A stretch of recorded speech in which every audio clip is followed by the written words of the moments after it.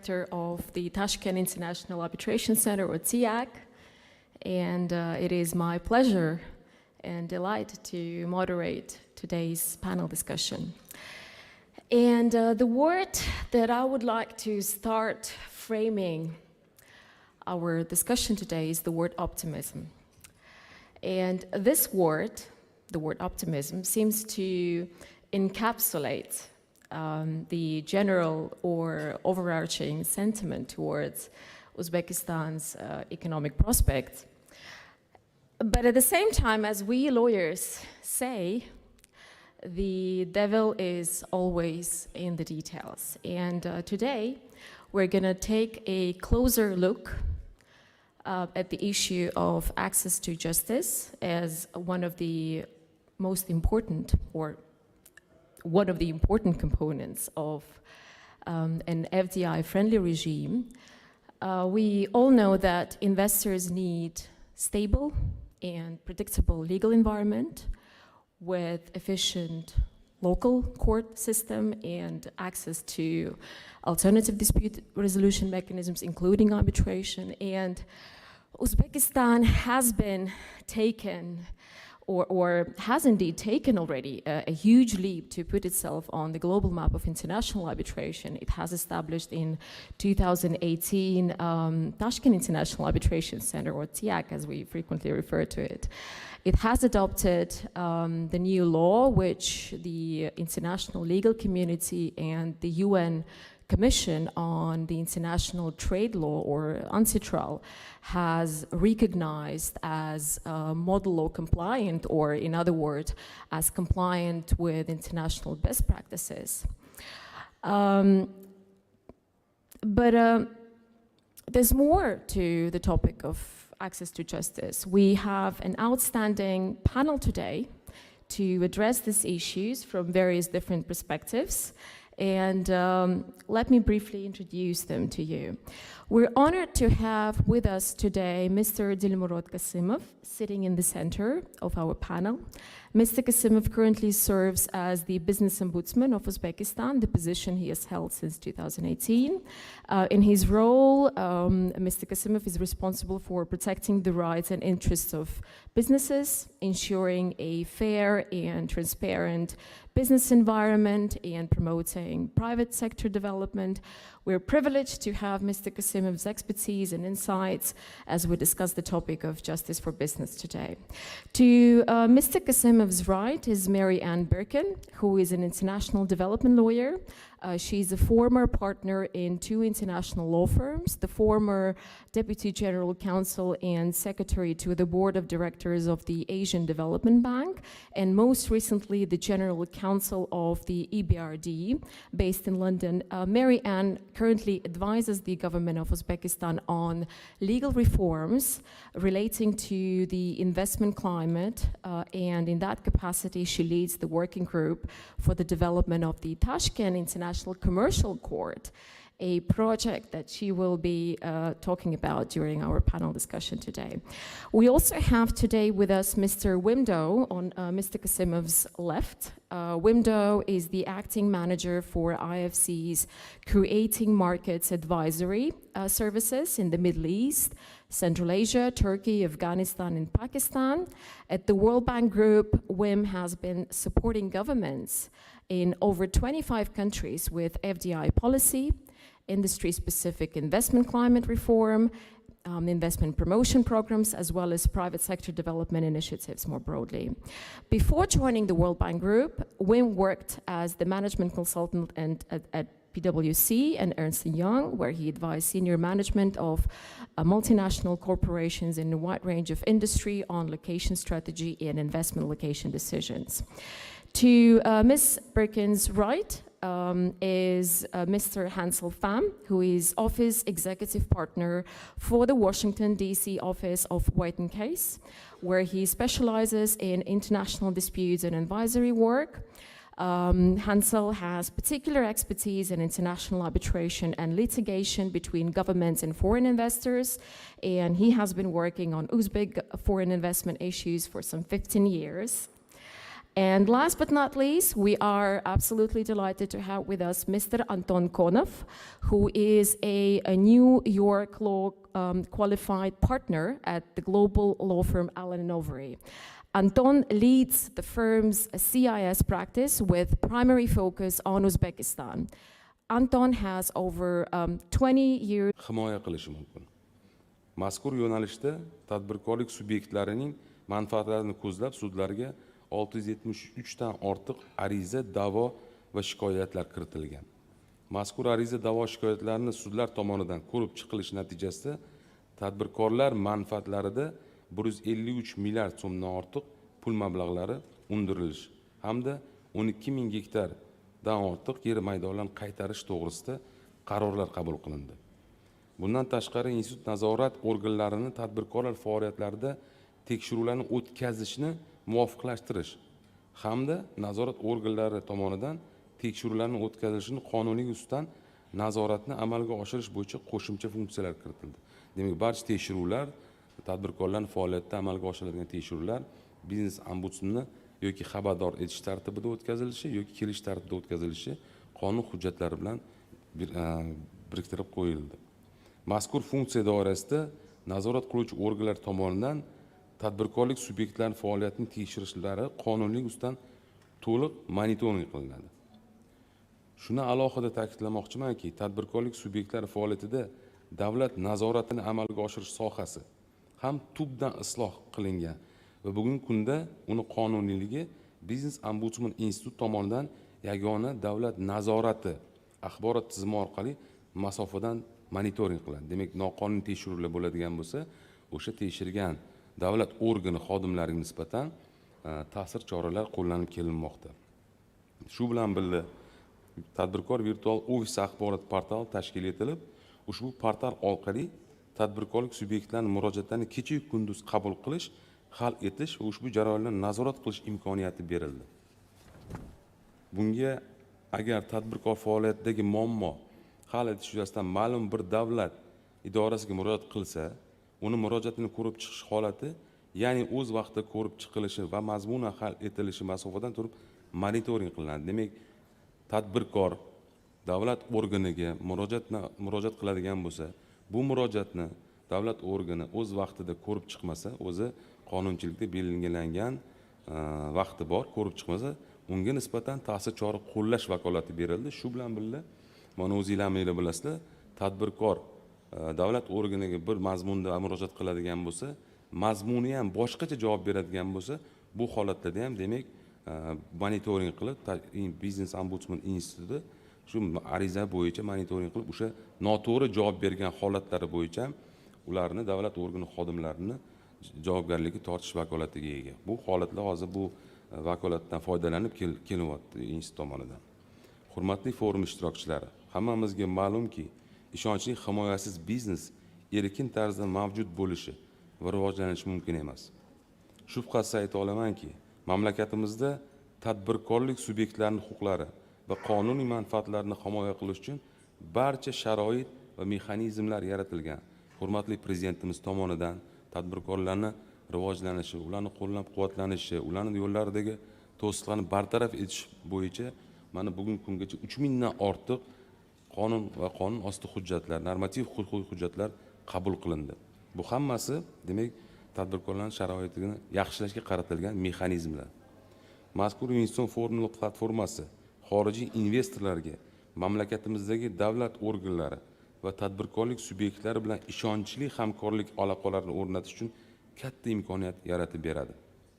Shu bilan birga mazkur forum pirovardida odamlar farovonligiga raqobatbardosh iqtisodiyotni rivojlantirishga xizmat qiladigan yirik innovatsion loyihalar uchun muvaffaqiyatli platforma bo'lib xizmat qiladi.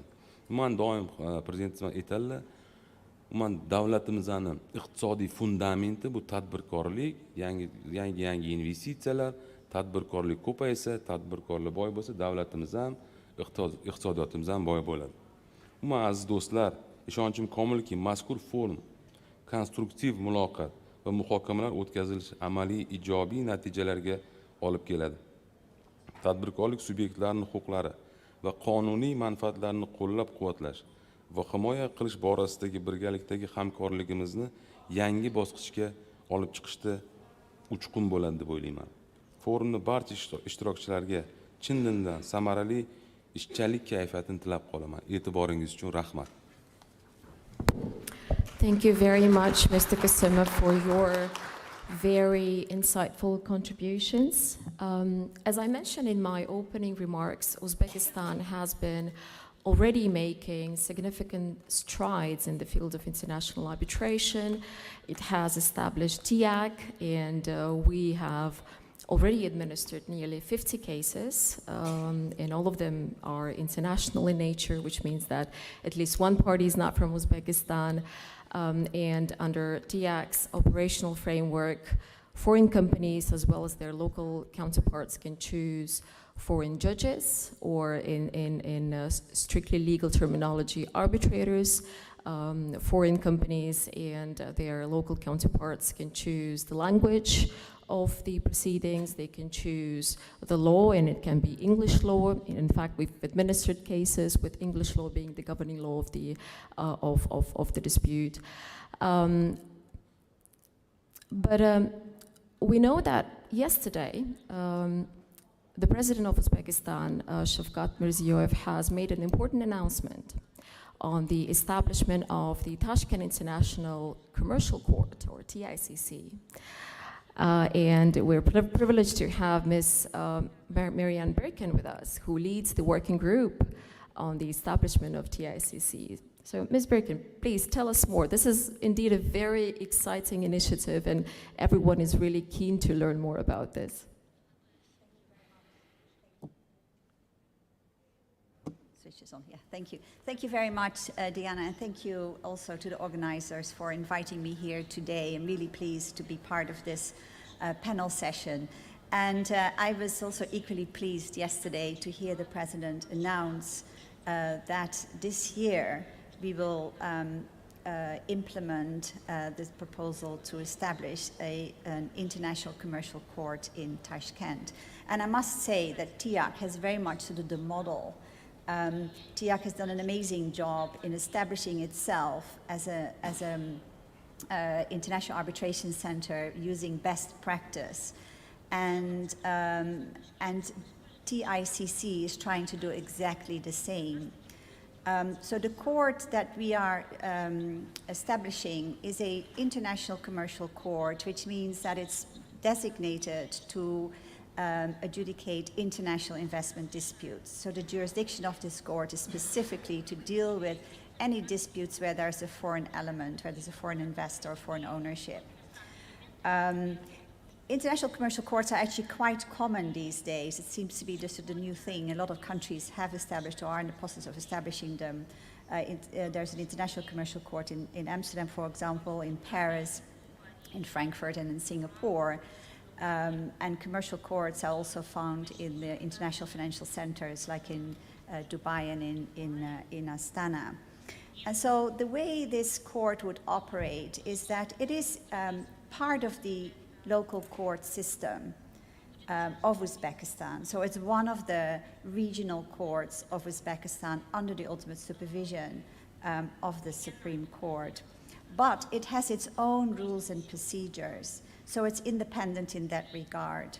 We're currently in the process of drafting the law and also drafting the decree will set out the procedures. So this court will have procedures that are not using the current procedures of the Civil Procedure Court, but will have its own that are modeled around best practice. They will a little bit more common law influenced in the way they conduct litigation, which actually has happened in other commercial court, given that most international investment litigation tends to be under sort of common law, whether it's English law or US law. The language spoken in the court will be English. So that will make it easier for international investors to present their cases, so they don't have to translate all their documents in the local language, but they can submit any documents in English, and the language spoken at proceedings will also be in English. Another feature will be that the judges on the roster of this court will be international judges. So they will not be chosen from the local judiciary, but they will be specifically appointed to act as judges in this court.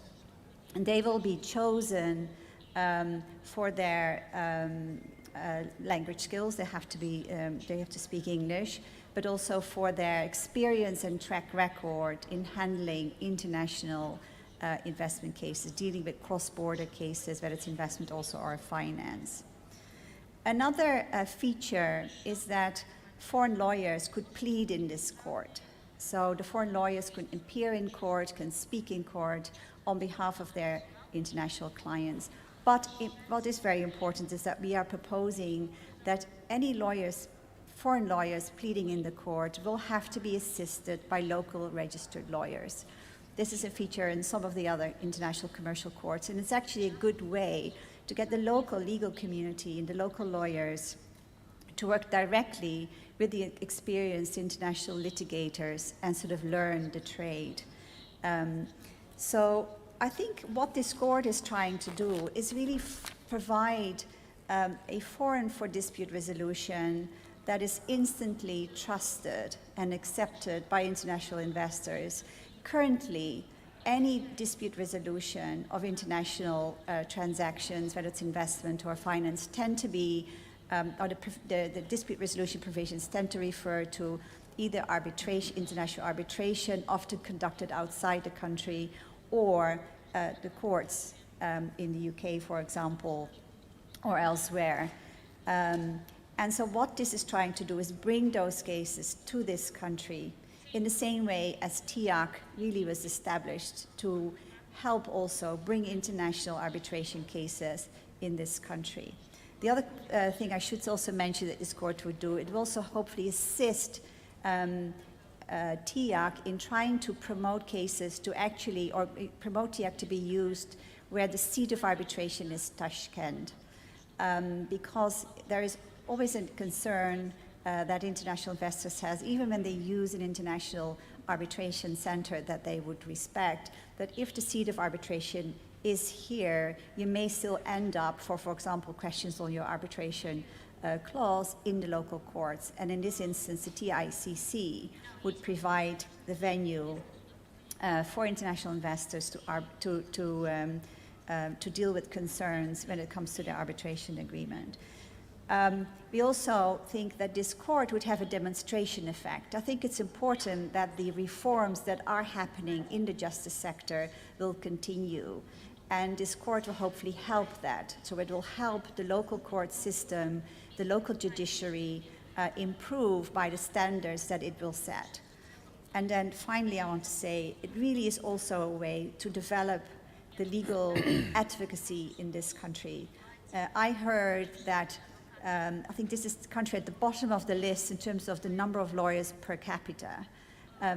It's not to say, that we need, actually it is to say that we need more lawyers to practice and help and support businesses in the countries, which includes international investors. And this court will help develop legal advocacy, will help develop the legal profession. I think it's now a lot of law students want to work as prosecutors because that's sort of where traditional path is. But I think it's important for the legal community to be developed, for advocacy to be developed, to also support investors coming in, including when it's to deal with their disputes. So this would be a great opportunity. Thank you. Thank you very much, Marianne. I, in fact, had some of my colleagues after the announcement yesterday reaching out to me and asking questions like, is TICC gonna replace TIAC? Is TICC gonna complement TIAC? Is TICC gonna support TIAC? So if we just zero in a little bit more on the issue of the support that the TICC would provide to TIAC, are you envisaging at the moment the exclusive jurisdiction, or are you discussing with the working group the issue of the exclusive jurisdiction of the ICC over issues related to enforcement of arbitral award, or what would be the mandate? Is it going to be exclusive or not? If you can tell us a little bit more on that, that'll be very helpful for the audience today. Thank you. I think, well, this proposal is still very much in development, but yes, I think the whole intention is to support TIAC, and together with TIAC, TICC would put Uzbekistan on the map for dispute settlement at international sort of standard, both for disputes in Uzbekistan, but also for the region. So it is the intention to find ways in which we can also help TIAC in dealing with enforcement of its judgment. So if this court could also support the enforcement of international arbitral awards, including through TIAC, I think that also would be another tool to help investors not only speed up the process for enforcement of their awards, but have a forum that they are trusting. In the end, using the judiciary is very much to do with trust and predictability, and I mentioned at the outset. And this is a concern right now, in that if you use the local court system, it is for investors cumbersome. There's a lot of bureaucracy. There's the need for translations. There are processes that I think work. There's no reason to believe that they will not be working, but they're not easy to understand or for easy to implement for foreign investors. So we're helping specifically them to use dispute settlement in this country in a way that they are trusting and that is supporting this to be done in a speedy way. So yes, it's very much supporting TIAC. I think we're working very closely, Diana's in our working group, to make sure that the two are working together and that we enhance really the international dispute settlement in this country, and perhaps even include mediation there as well. I think we heard from the Ombudsman the need to try and settle disputes before they even go to court, whether it's through the Ombudsman, whether it's through mediation, arbitration, or ultimately a court. So we're trying to really bring all these things together. And I think we've seen great leadership, starting with TIAC, with the Ombudsman. So TICC is a complement there, and I'm really pleased, with the progress we're making. Thank you very much, Marianne, for your insightful comments. And if we take a step back, and Mr. Doe, I know that you are the representative of an international financial institution. Why do you think FDI is important to Uzbekistan? What is the role of investment law in promoting new investment in Uzbekistan? What's your take on that? Thank you, Diana, for the earlier introduction, and thank you also to the organizers for the invitation. And before I respond to the question, I have to say this is the first time I'm back in Tashkent in 5 years' time, and it's very exciting to see the amount of progress that has been made in various areas. Whether it's on the legal framework, the institutional frameworks, the business community. So much has happened in these last 5 years, and I have to say, as IFC, we are very proud to partner both with the business community and with the government on this very exciting journey of transitioning towards a fully market-based economy. So very excited to be back. And as the only, economist on the panel, I felt like I would love to speak a little bit to the strategic context around which we discuss issues of investment law, issues of international arbitration, and so on. And that's the whole issue of investment, especially also foreign investment, and the importance for the transition process. As we have seen from the earlier transition economies in Central and Eastern Europe, FDI actually plays a crucial role in the transition process, not just because it's going to bring capital investments and potentially employment to the country, but especially also because of what we call the indirect benefits of foreign investment, which has really much to do with bringing new technologies, new know-how, integration into regional and global value chains, increased productivity of operations, all these things that are really important in order to make a successful transition. Having said so, FDI is never automatic. FDI needs to be managed through the right policies and through the right legal frameworks. And we'll get to investor protections and guarantees and all these important things in a few minutes. I was actually very pleased yesterday to also see the Minister of Economic Development from Hungary sitting in the plenary session. I think there's a lot that can be learned from the Central Eastern European experience when it comes to economic transition, and especially also when it comes to the role of FDI therein. I think what we have seen in Central and Eastern Europe, all the countries have been highly successful in attracting FDI, but they all went also through a cycle. And initially the cycle consisted primarily of privatization-related FDI. And then in parallel, so-called greenfield FDI started to pick up, sort of companies coming and setting up factories. And the reason I'm mentioning that this is so important is that initially kind of the privatization investments may have certain social outcomes. And what we have learned from the Central European experience is that the parallel development of greenfield FDI is incredibly important to absorb some of the labor that may come out of the privatization process. And again, the reason we're sitting here to discuss justice for business and the importance of kind of legal frameworks and legal protections for investors are all very important in order to make sure that we manage to attract investments on both fronts and in parallel right from the start. My final comment would be on the vision and the strategy that the government has laid out. It's a very ambitious vision. My understanding is that the estimates are that Uzbekistan needs 120 billion in private investment over the next 5 years or so, of which maybe 70 billion is expected to come from foreign investors. So to put things in perspective, that's kind of roughly 14 billion per year. And if you look at kind of the FDI levels that Uzbekistan has been attracting till date, you're talking basically a 7-fold increase from pre-COVID FDI levels. So this is no small challenge. And again, that kind of just to underline the importance of getting the legal frameworks right, getting the investor protections right, and the investor guarantees laid out and clarified as much as we can, especially looking kind of at these legal instruments and the institutions, whether it's the International Commercial Court, which is a very important initiative, through the eyes of international investors and what they need in order to feel confident in Uzbekistan as indeed the kind of the destination to invest when looking at Central Asia in general. So let me maybe stop here. Just a little bit of context to underline that this is a really important topic. That was very helpful. And getting the legal frameworks right is going to be very important for the transition process. Correct. Thank you very much, Mr. Doe. And I know that IFC has been doing some work on the new FDI law, which was very recently adopted, relatively recently.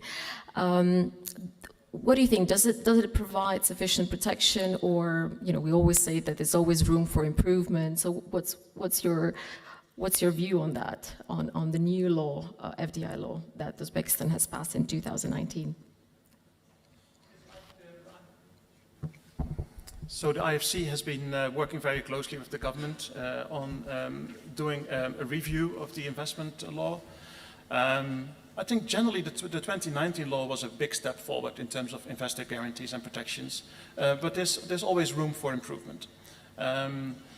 Generally, I think it covers all the main investor protections that investors would be looking for. It's there in the law. Upon review, we felt that there's probably where gains can be made is in clarifying some of the language. The way things are written, to just take out any ambiguity. And one of the areas is especially also around investor-state dispute resolution, the exact process through which it happens, the conditions for moving to the next phase, and making sure that all of the international investors will have access to international arbitration. That's a very important consideration for most investors. Yeah, so that's kind of one thing I think that also fits with the general narrative of the forum I would like to highlight. Absolutely, absolutely. Thank you very much, Mr. Doe, for your comments and feedback. We very much appreciate that. Mr. Pham, I know that you are a partner in global, or in one of the leading global international law firms, White & Case. What is your perspective as a partner of the leading global full-service law firms on investment protection in Uzbekistan? Thank you, Diana. I'm so pleased to be here at the Tashkent International Investment Forum. I've had the pleasure of working with Uzbekistan for the past 15 years, working closely with the Ministry of Justice in particular. And I really share the optimism that you spoke about in your opening remarks. I feel like every year the future looks brighter and brighter for Uzbekistan, and no more clear than at this forum when you had such enthusiasm for a very outstanding plenary with the President and a number of other distinguished panelists. A lot of this has to do with attracting investment, and so much of that is based on having the proper legal framework and the protections in place. And so when investors think about investing in Uzbekistan or any market, there's a number of considerations that will go through the minds of these investors and their legal counsel. First is looking at the laws relating to foreign investment. We've spoken a little bit about that, the recent law on foreign investment that was enacted in 2019. And there's a number of other Uzbek laws that relate to foreign investment. In fact, if you look at this very handy guide on investment in Uzbekistan on page 46, there's a number of descriptions of these laws. And I can speak about them more. But it's not just what law is written, but how is it enforced and implemented. And in that respect, you of course have the Uzbek courts, which have been continuing to improve. You have this very exciting initiative that Ms. Birkin spoke about with the Tashkent International Commercial Court and the Biznes Ombudsman that Mr. Kasimov spoke about. So all ways in which you can rely upon the Uzbek laws for foreign investments. Aside from Uzbek laws, there's also potentially international law protections. If there is a treaty in place between Uzbekistan and the home country for an investor. I can say more about that, but there's a number of very important protections, and this is something that the foreign investors do care a lot about, as Mr. Doe mentioned, having access to those investor-state arbitration mechanisms for dispute settlement.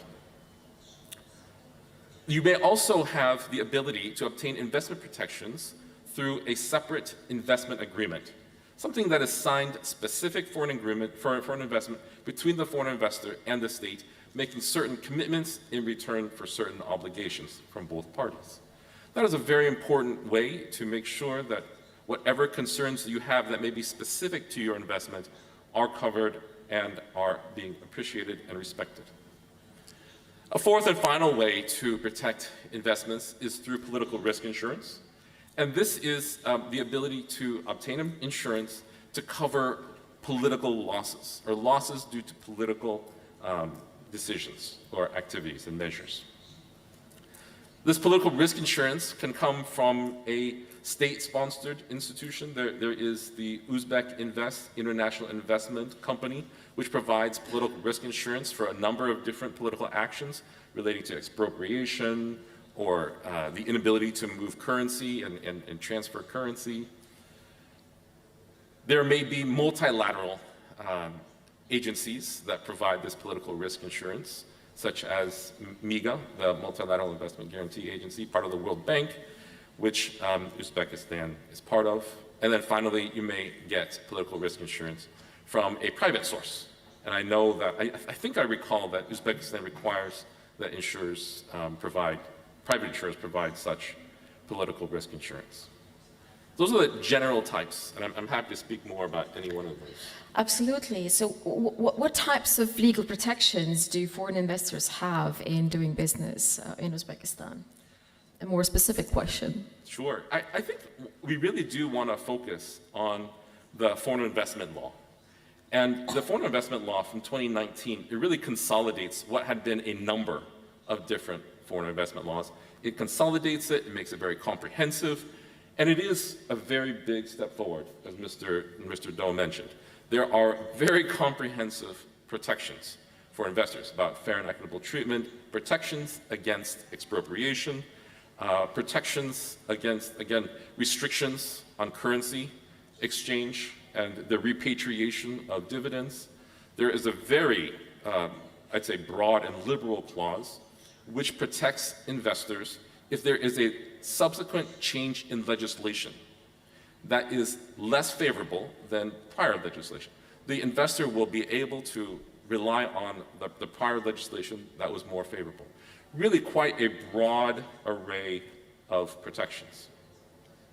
In addition, the foreign investment law sets out some very helpful avenues for foreign investors. It's, you know, the Ministry of Investments and Foreign Trade becomes a one-stop shop for foreign investors, both in terms of counseling, getting information and assistance. You heard about the Ombudsman's office to assist with dispute resolution. The law on foreign investment also provides a cascading series of dispute settlement options. I think this is what Mr. Doe was talking about in terms of the need for clarity. It starts with the ability of foreign investors to negotiate their problems and try to seek a resolution through negotiation. There's an option for mediation. It then can go to Uzbek courts and hopefully will include the Tashkent International Commercial Court. And then finally, there is the option for international arbitration if there is a consent already provided either in an investment agreement that I talked about or one of those international treaties. So a very strong investment law goes very far. But what about the international law protections? So we've touched upon the local Uzbek law on FDI. What about the international law protections that the foreign investors should think about when investing in Uzbekistan? I think some of the international law protections are among the most important. We see that in advising foreign investors in Uzbekistan and elsewhere, that they care a lot about the types of obligations and protections that are contained in treaties. So this may be in what's called a bilateral investment treaty, a treaty between two states, Uzbekistan and the home country, or maybe a multilateral treaty where there's more than two states involved. If you take these bilateral investment treaties or BITs, these are a very important source of protections for foreign investors. I understand that there's over 50 of these BITs that have been signed by Uzbekistan, some 45 are in force, and this is a very active source of a very active way for foreign investors to assert their rights. What these treaties provide is that if you are an eligible foreign investor making an eligible investment in Uzbekistan, there's going to be a number of protections. And the Uzbek BITs tend to have very comprehensive protections about having to provide fair and equitable treatment, protections against expropriation, getting full protection and security, having to comply with obligations made by the state with respect to investments. And very critically, very often, most of the time, these protections are backed up by recourse to international arbitration. These international arbitration can be in front of ICSID, that is the International Center for Settlement and Investment Disputes of the World Bank, a very established arbitral institution, or they can be under the UNCITRAL model rules, which is also a very well-known set of rules. While we're speaking about arbitral institutions, I do want to make another shout out to TIAC because it is really becoming quite a player. Just from its few years, we already see it being very popular, of course, in Uzbekistan and the CIS region, but with so much potential to be a broader player in the larger market. And it's not only because it has some of those best practices that Diana talked about in terms of allowing foreign laws and foreign arbitrators. There's some really special and unique aspects of TIAC. One is that there's no administrative fee, and that can be something pretty significant for our investors and clients, and even the governments, bringing arbitrations there. It's just a fee that is usually paid to the arbitral institutions, which can become significant over time. I think TIAC also has best-in-class provisions and restrictions on conflicts of interest, such that the TIAC staff, the Court of Arbitration, Diana herself, cannot serve as an arbitrator under the TIAC rules, making sure that there is real neutrality and independence. So those are very strong attributes which are tough to find elsewhere. But there are so many of these international protections really coming into play with the treaties, and again, that's something that we have dealt with quite a lot. Thank you very much. And probably the last question would be, how should investors maximize their legal protections for their investments in Uzbekistan? What is it that they need to do to maximize those protections that are available under local law as well as international law? Well, sure. Certainly, as a lawyer, this first part will be a little bit self-serving, because I think it's going to be very important to make sure that you're speaking with legal counsel, doing due diligence to understand what legal protections are in place, what can be obtained through intelligent structuring and negotiation of investment agreements.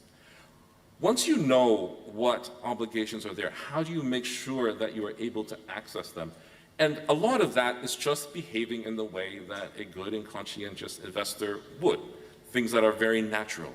Of course, you'll need to have compliance with Uzbek law. This is a very important requirement, not only in the Uzbek foreign investment law, it is a requirement in many of their treaties. Similarly, if there is an investment agreement, or if there's some obligations that come from obtaining a concession, the investor needs to make sure that it's complying with those obligations so that it is earning the benefit of the counter and reciprocal obligations from the government. Pretty standard, I would think, but those are important things to consider if you want to rely on the many investment protections that Uzbekistan provides. Thank you very much. Thank you, Mr. Pham. And Mr. Konov, I know we have another prominent representative of the international or global legal community with us today. I'd like to ask you the question around the preference, or why the national courts are usually the least preferable forum for the resolution of the in investment disputes, so to say. And we're talking about, general framework. We're not referencing Uzbek courts in particular. But why do you think this is the case? And given that we have TICC's establishment on its way, so what is it that we need to take into account when developing the framework for TICC? Yeah, thank you, Diana. And it's a great pleasure and honor to be here. Thank you very much. I think to address your question, maybe I should make one step back and just to say, so when a dispute would typically arise, and I think many lawyers will tell you that actually a dispute will arise at the time when you start negotiating and drafting a contract.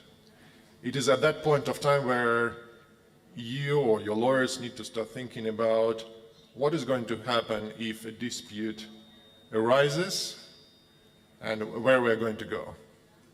Now, I'm saying they should. In reality, often they don't. And I can even say there is such a legal, in English jargon, which is called boilerplate clause, which is basically a standard clause of an agreement, which is generally not supposed to be negotiated. So what, as consultants, as advisors, what we see in practice is that we have a 200-page agreement which parties negotiate for months and months and months, and they're very much focusing on commercial matters, rightly so. And then 20 minutes before they sign, then, and I'm sure Hansel will confirm this, they run to our litigators and say, well, look, you know, we now need to agree dispute resolution clause in our complicated agreement. Can you please give us a sign-off? And that's the best case scenario. The usual or more often scenario is that where people don't even think about what they put in, and there is just some standard clause which slips in. And of course, that's not the right approach, because typically what you put in the agreement in terms of your dispute, and equally this often applies to governing law as well, determines how the dispute will be resolved, how efficient it will be resolved, and frankly, what leverage and negotiating power each party will have. Because if one party didn't think about the dispute resolution mechanism they've agreed, you know, they may lose a lot of leverage in resolving the dispute.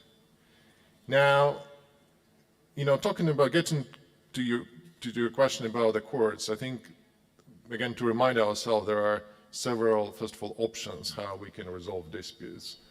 So the first one is indeed national courts. Yeah, and as you rightly say, the fact is that, you know, this is perceived to be the least preferred option, at least from the foreign investors' perspective. Then we go on to other judicial options, and indeed many jurisdictions will have specialized courts. In some cases, this would be some institute similar to the TICC that we've just discussed. And indeed, many jurisdictions, but not all, have these court systems, which are specialized, which are often distinct to the general judicial system, the general court system, and have many advantages. The third option would be foreign courts. Often you see foreign investors insisting either on their home country court system or just general neutral state court system, and last but not least, arbitration, of course. Yeah. Now, you know, we also talked, of course, about mediation and other alternative method resolution. We also need to remember about those. They also need to be thought through, and in some cases, they are strongly advisable, in particular where we talk about specific disputes such as construction and the like, where methods like expert determination or mediation or other alternative methods, you know, would be most appropriate. Now, getting to national courts, well, that's an interesting topic. And when someone says, well, look, you know, we don't prefer, you know, your local courts, that's often not perceived very well. And I think from the lawyer's perspective, national courts, they, on the face of it, they do have a number of advantages. I mean, we shouldn't forget about those. So, first of all, it is objectively the cheapest and, in most cases, quickest process because their fees, they are very much regulated. The stamp duty is often rather minimal. You know, yes, you do need to spend money on lawyers, unfortunately, but you would probably be spending on them less than in other methods of dispute resolution, at least in arbitration. And they are relatively quick. Most of the court systems, case in the first instance will take, in most of the jurisdictions, between 2 or 3 months, maybe to a year. Whereas if we talk about a complex arbitration, typically we would be talking year plus, 2 years, 3 years in some cases, so it's a lengthy process. There is another advantage of state courts is that typically states cannot claim sovereign immunity in their local courts, and as you know, in many countries there is a respect for sovereign immunity, so absent a specific waiver of sovereign immunity, it is impossible to sue the state outside the state, if we talk about the state. And lastly, enforceability, though this is more complex than it sounds, but if we talk about enforcing a judgment in the local jurisdictions, if you, as a foreign investor, manage to obtain the local court judgment, and if it is in your favor, then there are good chances that you can enforce it locally. So these are the advantages, and for a number of the disputes, the national courts would be appropriate mechanism. So I'm not saying it is not. But there are two main, I think, issues that typically concern investors. And when I now say investors, I primarily talk about foreign investors investing into the country, though frankly it does apply to an extent to local companies as well. One is objective and the other one is subjective. Objective is the lack of experience and expertise. It is just the fact that, you know, judges in the state courts, they simply cannot have that level of specialized expertise in a particular dispute. They're also under enormous pressure from the procedure which they need to follow to resolve disputes quickly, and they just objectively cannot pay that much attention and apply the same level of expertise that you would be able to achieve in arbitration. It's just an objective fact, even in specialized courts. The other one is more subjective, but it still exists, and this is the issue of a perceived lack of impartiality. Most of the foreign investors will be concerned about that, and in particular, if they're to deal with the counterparty, which is a state or a state-controlled company or an influential local player, there will be concern about the impartiality of the court. Now, whether this is true or not, that's a separate question. The important point is that there is a perception that you need to address. Now, to your question about how we can address it, I think you need to address 2 points. You need to address lack of expertise by, you know, of course, introducing this experience and expertise in local courts, including through, in some cases, creation of such institutes as TICC, for example, where it is easier to introduce judges with specialized expertise. And also it is important to maintain impartiality. Now, that requires time. I think it requires a pattern of a behavior of a court which is proved to be impartial and independent. So I think these are the two factors that I think is important. Now, I probably would just say a couple of words about arbitration if we still have.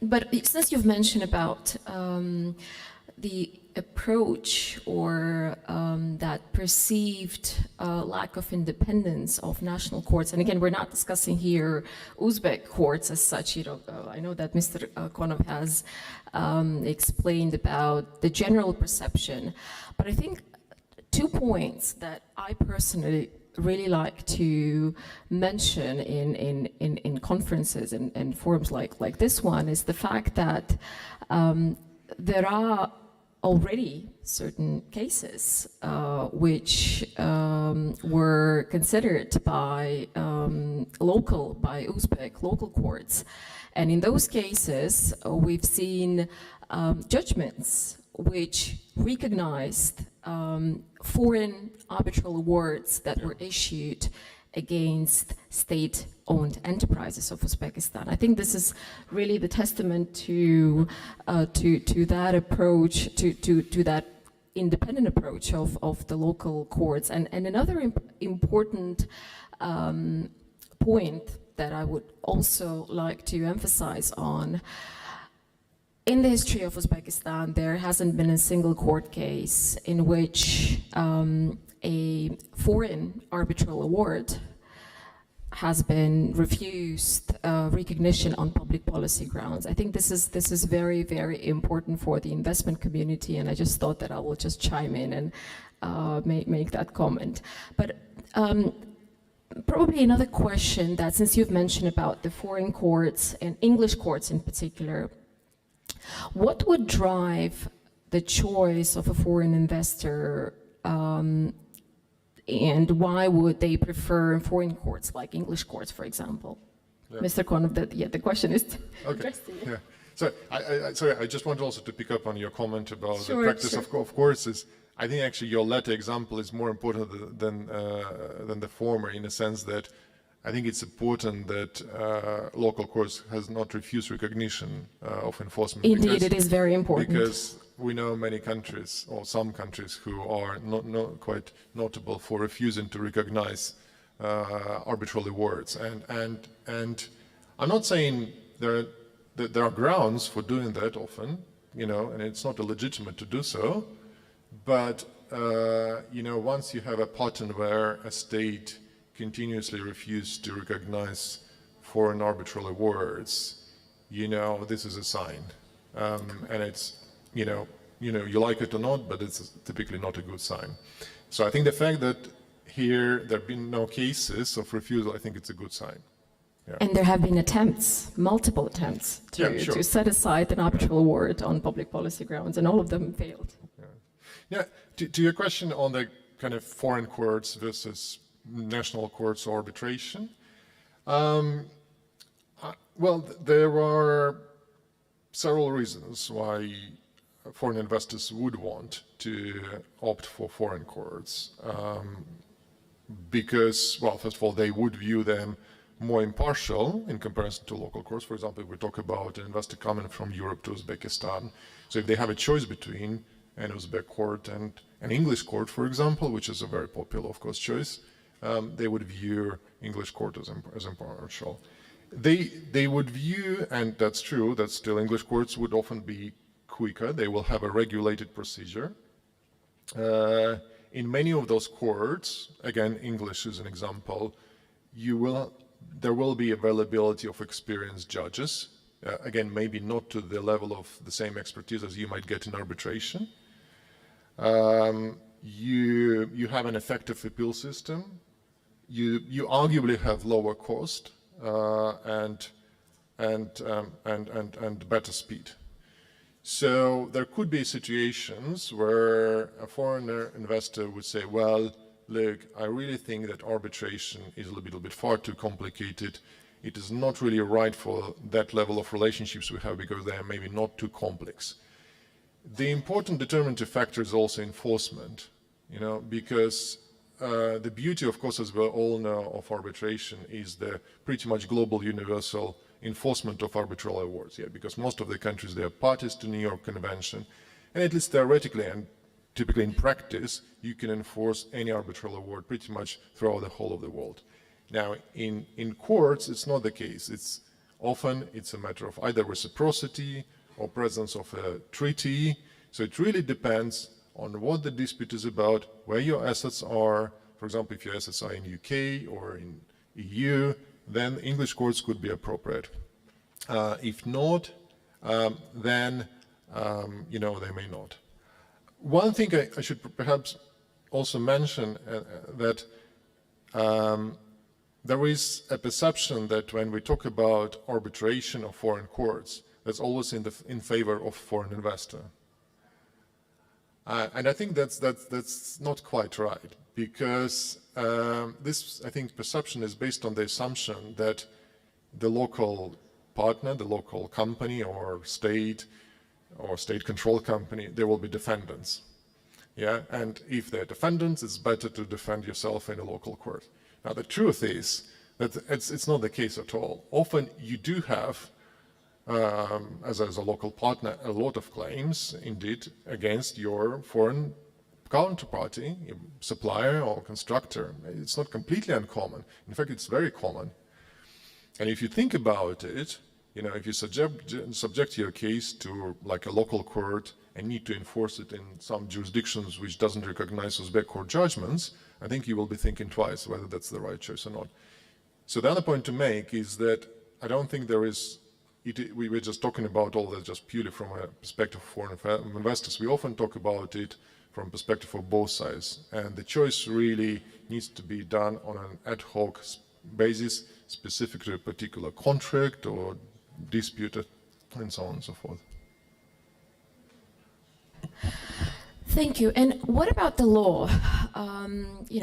We've heard about the popularity of English law, say, for to govern certain contractual relationships. But what do you think what law the investors and local companies should choose to govern their contracts? Yeah, it's a very good question. I've been practicing for a long time in Russia, of course, and English law was extremely popular. And, I've heard so many times, why do we need to use English law? Like, why can't we use Russian law? Why it should be English law? So it's a very popular question. Now, I think there are several points here. The first one is that in most of the developing countries, or the countries with the fast-growing economies actually, the legal system and judicial system is behind the development. It's just a fact. I mean, lawyers are very slow, and legislators are even slower. So they're always like several years behind. And for judicial system, it's even longer because you need to test it, it needs to be consistent, and so on and so forth. So the reason why foreign investors and frankly local companies, I can tell you that, again, in Russia as an example, we had many purely local, frankly, contracts which would be governed by English or New York law. So the reason why they're using this foreign law is quite pragmatic. If you have a complicated, complex arrangement, you would like to have a predictable, enforceable result. So the beauty of English law, whether we like it or not, is that this is a very flexible judicial system, and it is very predictable. And that's what most investors or commercial parties know. I mean, the same, frankly, applies to a number of other laws like New York law. But again, in that part of the world, I would say arguably English law is probably slightly more popular than New York law. And, people are using this, for quite pragmatic reasons. And there is no particular attachment to, with all due respect, to Britain or US. So there shouldn't be no nexus to US or to Britain to use English law. And I think we will see this trend evolving here as well. I expect that there are more investments we will see in Uzbekistan coming in, and the more we will see English law coming here. I don't think people should be concerned about or afraid, because no one cancels local law. Local law will continue to play an important role in many spheres. Actually, majority of the contracts will still be under local law. We're only talking about a relatively small fraction of investment time contracts which might be under English law. And eventually, once local law will develop and the judicial system will prove to be impartial and expertise-based, I think we will see the same, actually, the pattern that we started to see in Russia in the past 5 years, where more investment type contracts started to become locally law-governed. Thank you very much. Any of the speakers have any further comments or contributions? Yes, please, Maria. I just wanted to say that the TICC is the answer to all the issues just raised, because it will be experienced, incapable international judges who are impartial. The TICC will have a court of appeal as well. So it really would enhance enforceability in the country. So I think it's one way to support cases that are currently going outside the country. And I actually mentioned this in the discussions with stakeholders here, including the Supreme Court, is how many extra cases, are we dealing with cases that are currently going somewhere else in the local court system? Are we taking them away from the existing commercial courts? And my point has been, no, these cases would not have come here. They would have gone to London, to Singapore, to some Netherlands, no. And now they are coming. We're trying to bring those cases here.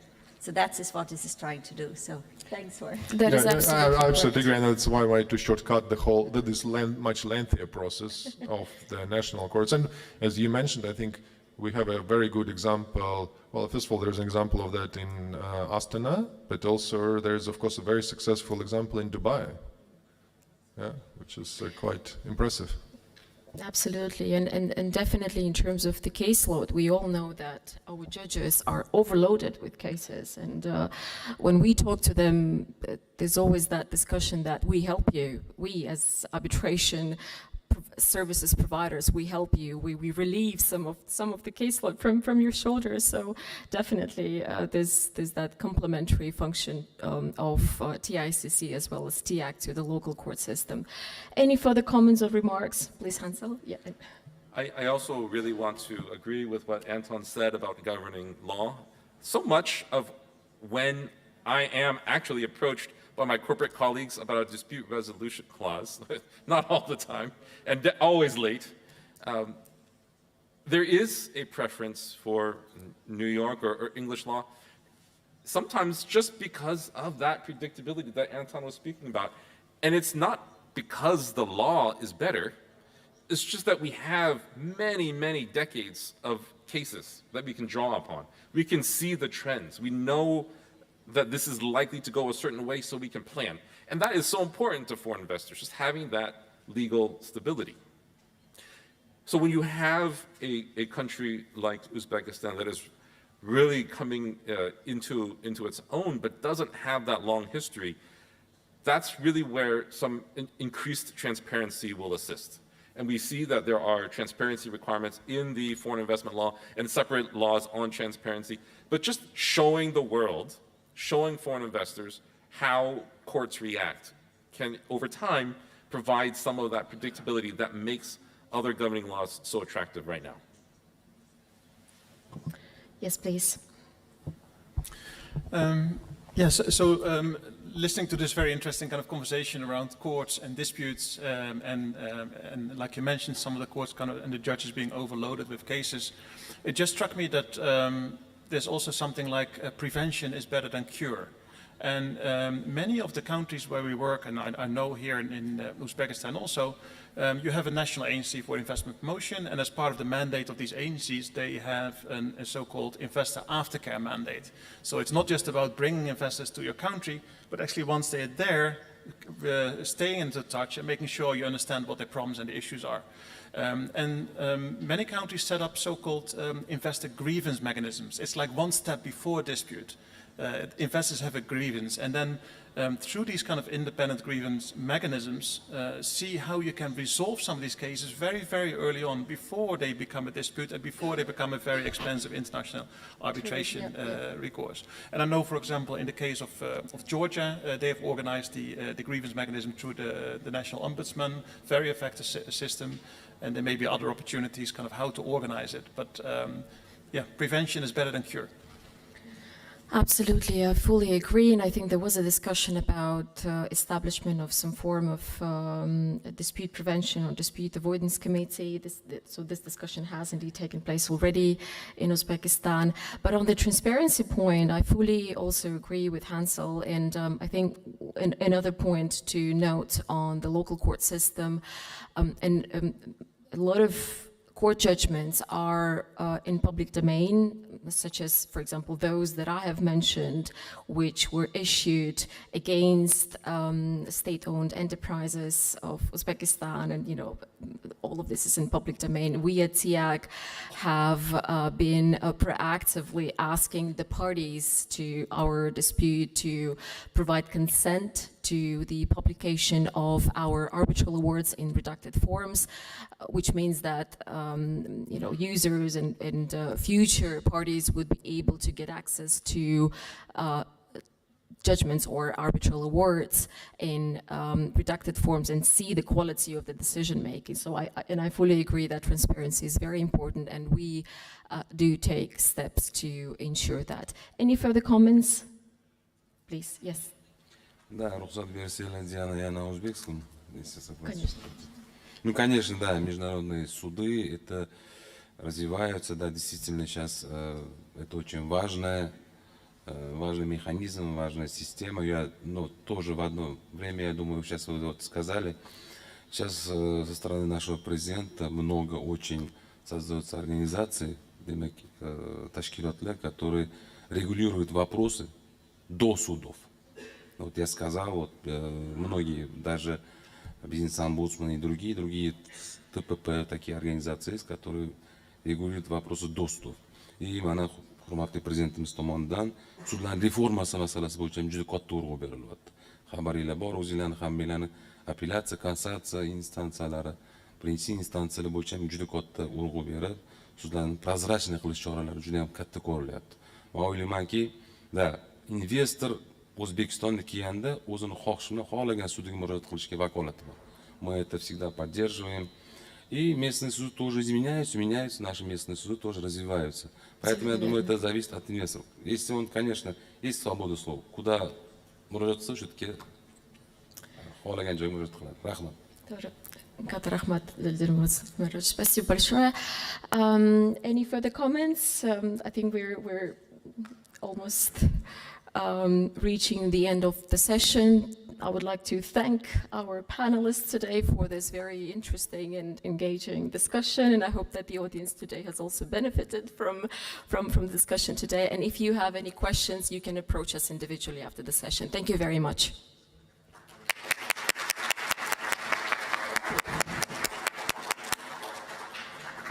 Thank you, Diana. Thank you. That was very nice.